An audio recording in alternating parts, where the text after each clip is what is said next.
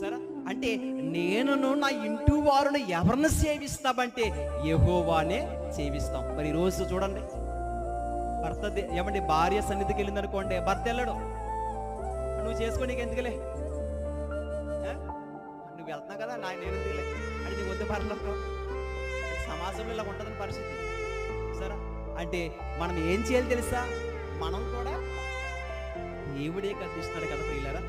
అంటే ప్రేమించడం బట్టి మనం కూడా ప్రేమిస్తున్నాం కదా మన ఇంట్లో వారిని. మరి మనం కూడా ఏం చేయాలి?